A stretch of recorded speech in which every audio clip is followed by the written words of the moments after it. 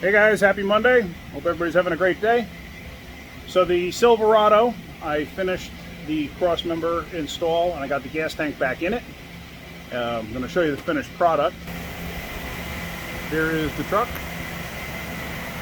There's the shocks in place. And there's that crossmember right there. Now, I had nothing to do with any of this evap stuff that was on this truck. This was already done by somebody else before me. And believe it or not, it wasn't setting any lights for any evap codes. So we're not too concerned about that. The only thing the guy was concerned about was keeping the gas tank in the truck because it fell out. Anyway, so there's the finished product there. Let me go to this side. I still got to put the dry shaft in. Hold on, my compressor went off.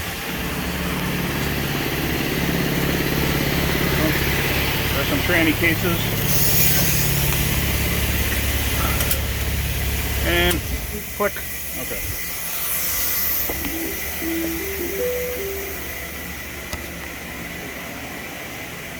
So back to the truck. Okay, here we go.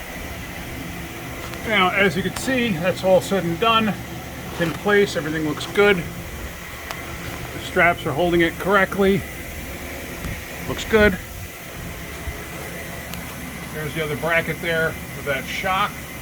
Looks awesome. Like I said, now the welder, of course, is working perfectly. So, anyway, that is about it. And I guess, I hope you guys are having a great day. Keep wrenching.